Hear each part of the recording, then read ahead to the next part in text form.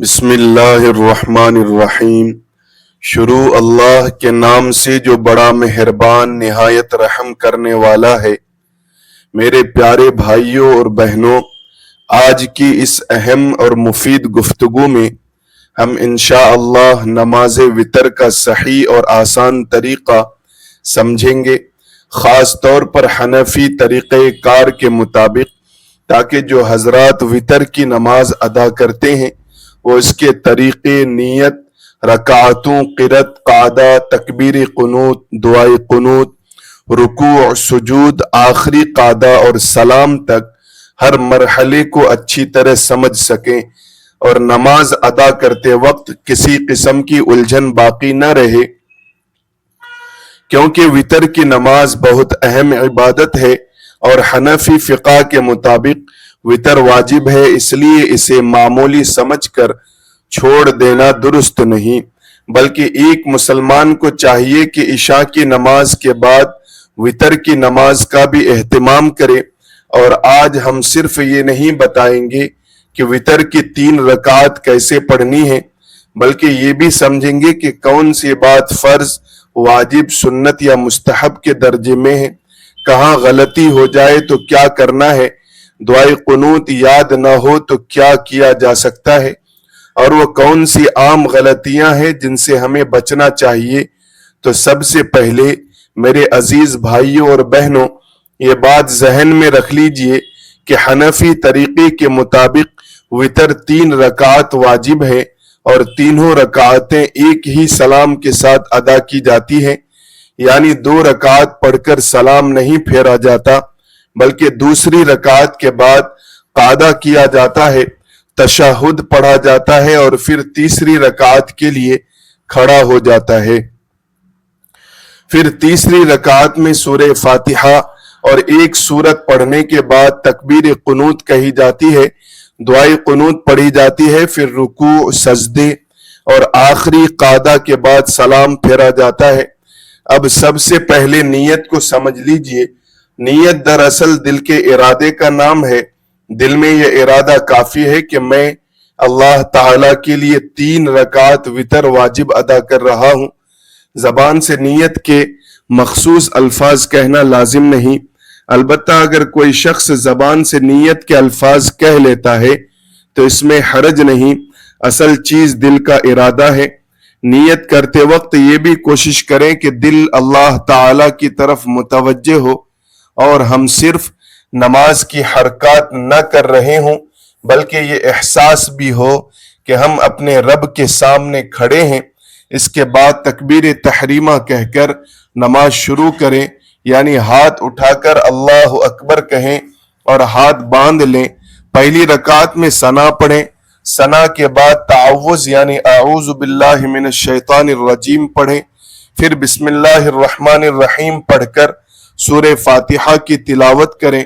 سورہ فاتحہ مکمل کرنے کے بعد آمین کہیں، پھر فاتحہ کے بعد قرآن کریم کی کوئی سورت یا کچھ آیات پڑھیں۔ حنفی فقہ کے مطابق وتر کی 3 رکعتوں میں سورہ فاتحہ کے ساتھ سورت ملانا واجب ہے، اس لیے اسے معمولی نہ سمجھے۔ پھر سورت مکمل کرنے کے بعد اللہ اکبر کہہ کر رکوع میں جائیں، رکوع میں اطمینان کے ساتھ رکیں اور سبحان ربی العظیم پڑھیں، کم از کم 3 مرتبہ پڑھنا معمول ہے۔ پھر رکوع سے اٹھتے ہوئے سمع اللہ لمن حمیدہ کہیں اور سیدھے کھڑے ہو کر ربنا لک الحمد کہیں، پھر اللہ اکبر کہہ کر سجدے میں جائیں۔ سجدے میں سبحان ربی الاعلیٰ پڑھیں، کم از کم 3 مرتبہ پڑھنا معمول ہے۔ پہلے سجدے کے بعد اطمینان سے بیٹھیں، پھر دوسرا سجدہ کریں، دوسرے سجدے کے بعد دوسری رکعت کے لیے کھڑے ہو جائیں۔ اب یہاں ایک بہت اہم بات یاد رکھیے کہ دوسری رکعت میں دوبارہ ثنا نہیں پڑھنی، بلکہ سیدھا بسم اللہ الرحمن الرحیم پڑھ کر سورہ فاتحہ شروع کریں۔ سورہ فاتحہ پڑھیں، آمین کہیں، پھر اس کے بعد کوئی سورت یا قرآن کریم کے آیات پڑھیں، پھر اسی طرح رکوع، قوما، سجدہ اور دوسرے سجدے ادا کریں۔ दूसरी रकात मुकम्मल होने के बाद बैठ जाए, इस बैठने को कायदा ऊला कहा जाता है। यहाँ अत्तहियातु लिल्लाहि वस्सलावातु वत्तय्यिबातु अस्सलामु अलैका अय्युहन नबिय्यु व रहमतुल्लाहि व बरकातुहू अस्सलामु अलैना व अला इबादिल्लाहिस सालिहीन अशहदु अल्ला इलाहा इल्लल्लाह व अशहदु अन्ना मुहम्मदन अब्दुहु व रसूलुहु पढ़ें और इसके बाद फौरन तीसरी रकात के लिए खड़े हो जाएं।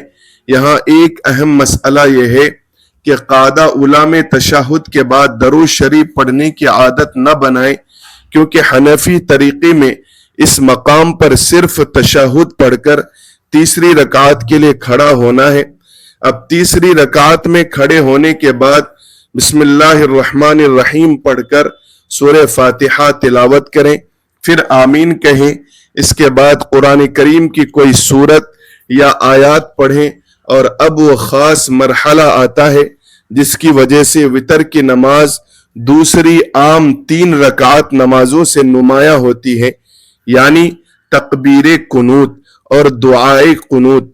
सूरह फातिहा और सूरत मुकम्मल करने के बाद अल्लाहु अकबर कहें, हाथ उठाएं और फिर हाथ बांध लें।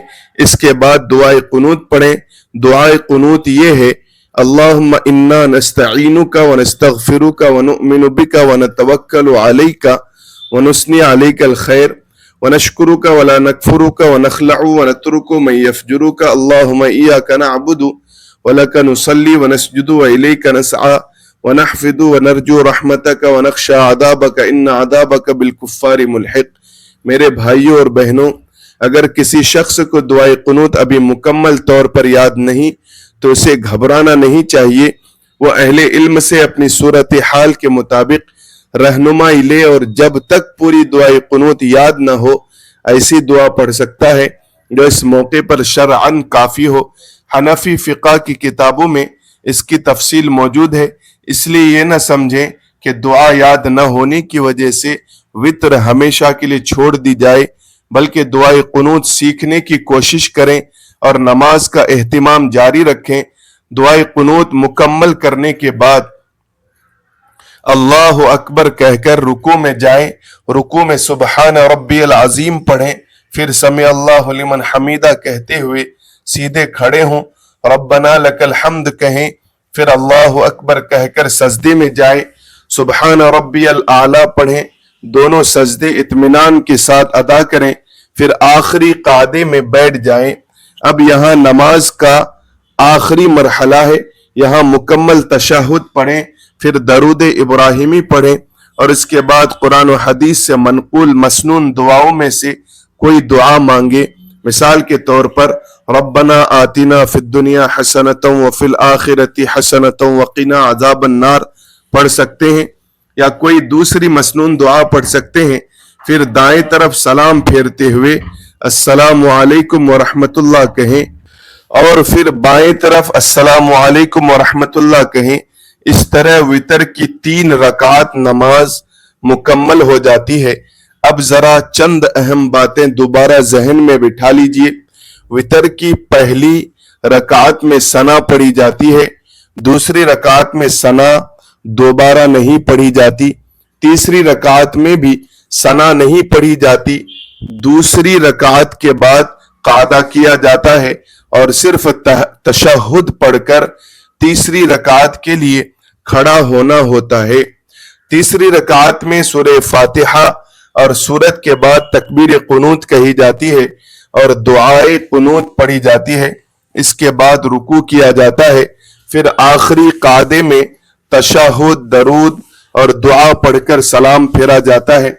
अब एक और जरूरी बात समझ लीजिए कि वितर को इशा की नमाज के बाद अदा किया जाता है और इसका वक्त इशा के बाद से फजर का वक्त शुरू होने तक रहता है। अगर किसी शख्स को यकीन हो कि वह रात के आखिरी हिस्से में उठ जाएगा तो वितर को रात के आखिर में पढ़ना अफजल है, क्योंकि रात के आखिरी हिस्से में नफल इबादत और तहज्जुद का खास वक्त होता है। लेकिन अगर किसी शख्स को अंदेशा हो कि नींद गालिब आ जाएगी और वह तहज्जुद के लिए नहीं उठ सकेगा तो फिर तो बेहतर है کہ عشاء کے بعد ہی وطر پڑھ لے، اس طرح وہ وطر سے محروم نہیں ہوگا۔ اور اگر کوئی شخص وطر پڑھ چکا ہو پھر رات میں تہجد کے لیے اٹھ جائے تو وہ تہجد پڑھ سکتا ہے، البتہ دوبارہ وطر نماز نہیں پڑھے گا، کیونکہ ایک رات میں وطر ایک ہی مرتبہ ادا کیا جاتا ہے۔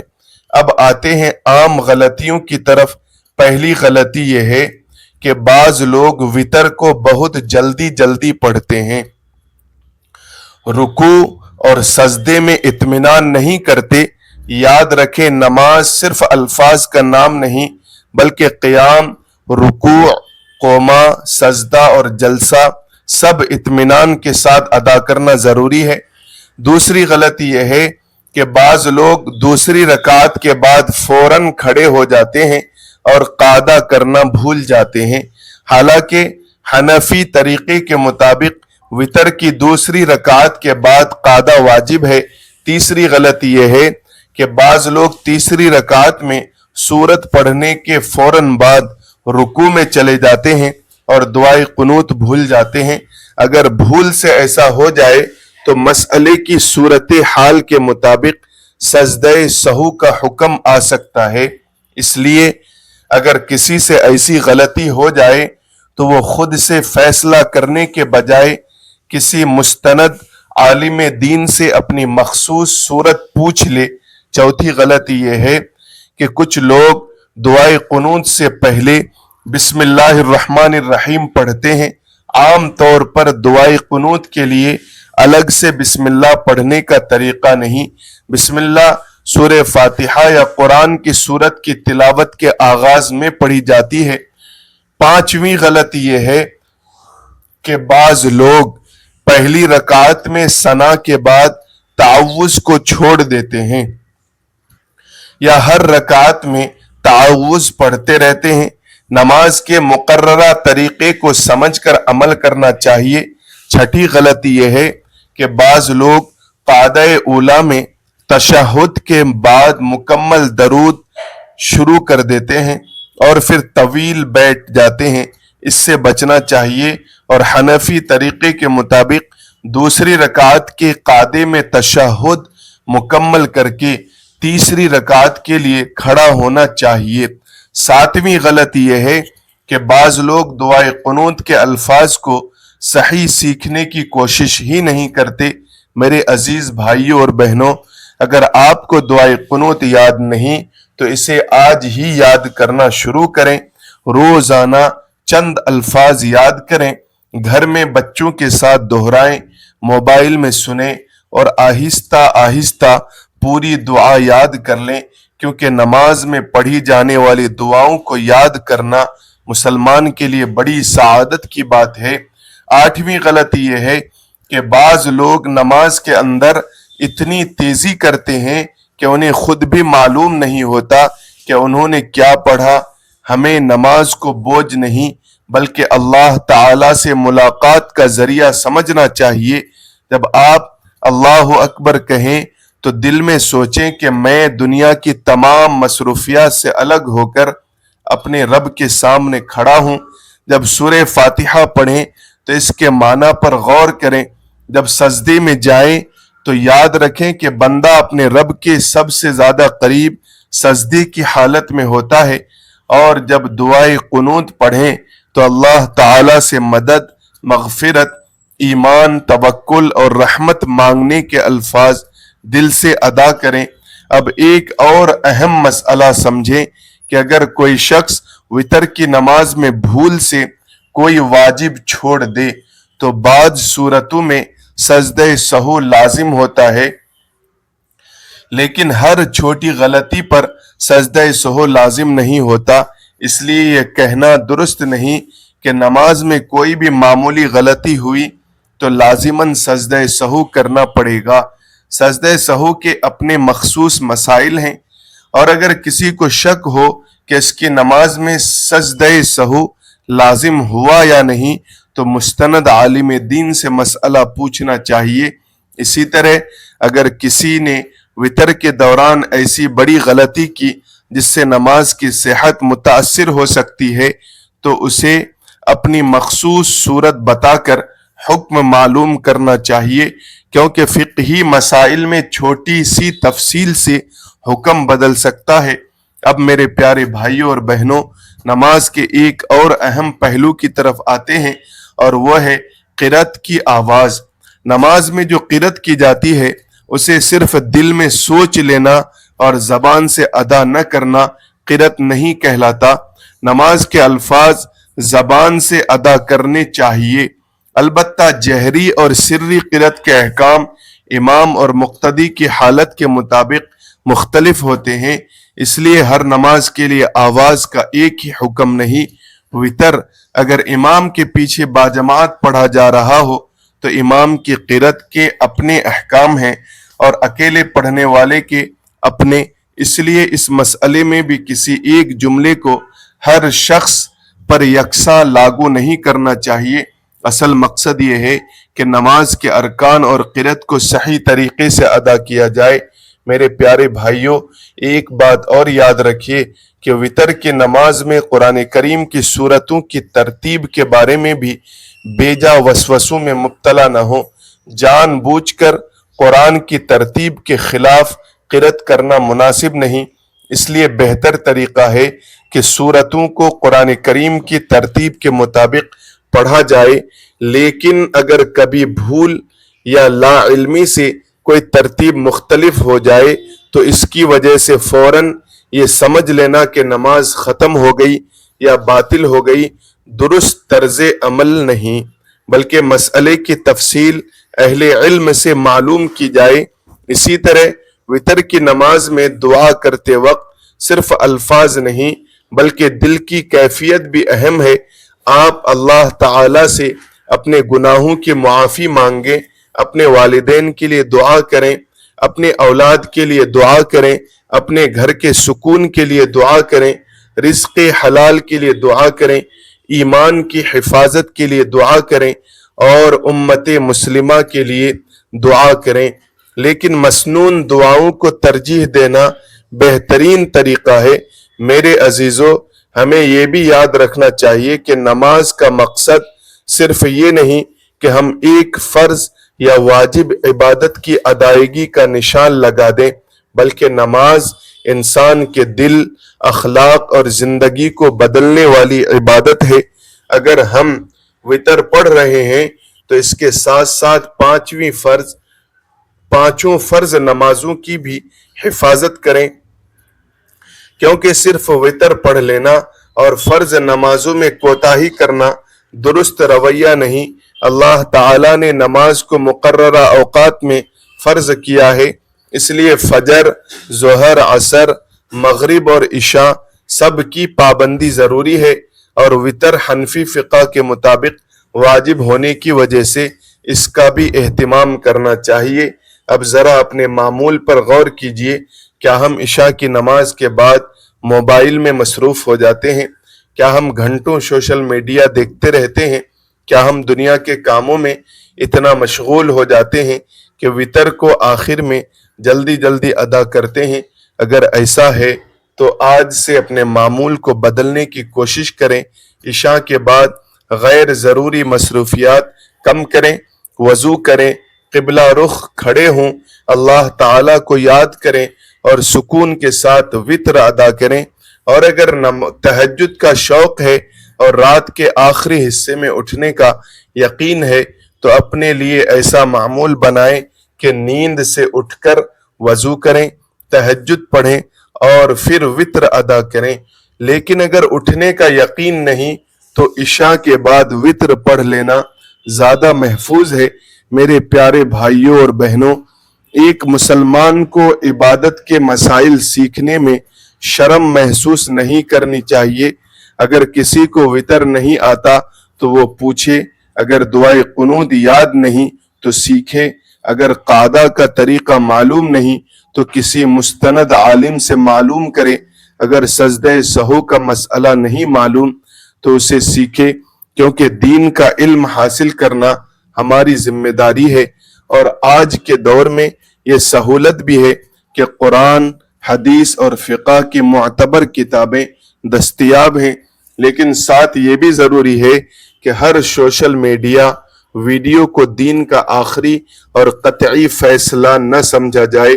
خصوصاً نماز کے فقہی مسائل میں اپنے معتبر عالم یا مستند دارالافتاء سے رہنمائی لینا بہترین طریقہ ہے، کیونکہ مختلف فقہی مذاہب میں بعض مسائل کی تفصیل مختلف ہوتی ہے، اور ہمارا مقصد کسی مسلمان کو الجھن میں ڈالنا نہیں بلکہ صحیح عبادت کی طرف رہنمائی کرنا ہے۔ اسی لیے آج کی گفتگو میں ہم نے حنفی طریقہ وتر کو سامنے رکھا ہے۔ اب آخر میں ایک مرتبہ پورا طریقہ بہت مختصر انداز میں دوبارہ یاد کر لیجئے۔ 3 رکعت وتر کی نیت کریں، تکبیر تحریمہ کہیں، پہلی رکعت میں ثنا، تعوذ، بسم اللہ، سورہ فاتحہ اور سورت پڑھیں، رکوع اور سجدے ادا کریں۔ دوسری رکعت میں ثنا کے بغیر بسم اللہ، فاتحہ اور سورت پڑھیں، رکوع اور سجدے ادا کریں، پھر قعدہ کر کے تشہد پڑھیں اور تیسری رکعت کے لیے کھڑے ہوں۔ تیسری رکعت میں بسم اللہ، فاتحہ اور سورت پڑھیں، پھر اللہ اکبر کہہ کر ہاتھ اٹھائیں، ہاتھ باندھ کر دعائے قنوت پڑھیں، پھر رکوع اور سجدے ادا کریں۔ آخری قعدے میں تشہد، درود ابراہیمی اور مسنون دعا پڑھیں اور دائیں بائیں سلام پھیریں۔ یہ وتر کا بنیادی حنفی طریقہ ہے، اور اگر دوران نماز کوئی ایسی بھول ہو جائے جس کے بارے میں آپ کو معلوم نہ ہو کہ سجدہ سہو لازم ہے یا نہیں، تو گھبراہٹ کے بجائے کسی مستند عالم سے مسئلہ معلوم کریں۔ میرے عزیز بھائیوں اور بہنوں، وتر کی نماز کو اپنی زندگی کا مستقل معمول بنائیے۔ اسے صرف رمضان تک محدود نہ کریں۔ رمضان میں تراویح کے ساتھ وتر کی پابندی تو ہوتی ہی ہے، لیکن رمضان کے بعد بھی وتر کا اہتمام جاری رہنا چاہیے۔ اللہ تعالیٰ کے سامنے رات کے وقت کھڑے ہونے کی یہ عبادت ہمارے دلوں کو نرم کرتی ہے، ہمیں اپنے گناہوں کا احساس دلاتی ہے اور اللہ تعالیٰ سے تعلق مضبوط کرتی ہے۔ اس لیے آج سے عہد کریں کہ ہم اپنی نمازوں کی حفاظت کریں گے، وتر کو معمولی نہیں سمجھیں گے، دعائے قنوت یاد کریں گے، نماز کے مسائل سیکھیں گے، اپنے بچوں کو بھی نماز سکھائیں گے اور اپنے گھر میں نماز کا ماحول پیدا کریں گے۔ اللہ تبارک و تعالی ہمیں دکھاوے سے بچائے، ہماری عبادتوں کو قبول فرمائے، ہمارے گناہوں کو معاف فرمائے، ہمارے والدین کی مغفرت فرمائے، ہماری اولاد کو نیک بنائے، ہمارے گھروں میں سکون اور برکت عطا فرمائے، ہمیں حلال رزق عطا فرمائے، ہمیں 5 نمازوں کا پابند بنائے، ہمیں وتر اور دیگر عبادات کو صحیح طریقے سے ادا کرنے کی توفیق عطا فرمائے، اور سب سے بڑھ کر ہمارے دلوں میں اپنی محبت اور اپنے محبوب نبی حضرت محمد صلی اللہ علیہ وسلم کی سچی محبت پیدا فرمائے۔ آمین یا رب العالمین۔ میرے پیارے بھائیوں اور بہنوں، اگر آج کی یہ گفتگو آپ کے لیے فائدہ مند رہی ہو تو اسے صرف خود تک محدود نہ رکھیں، بلکہ اپنے گھر والوں، دوستوں اور ان لوگوں تک بھی پہنچائیں جو وتر کی نماز کا صحیح طریقہ سیکھنا چاہتے ہیں۔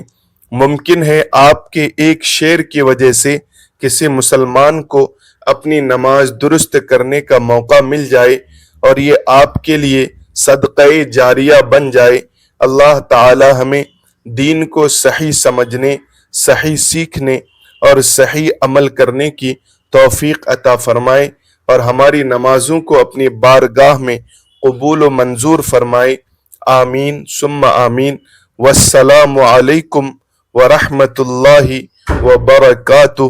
جزاکم اللہ خیرا کثیرا۔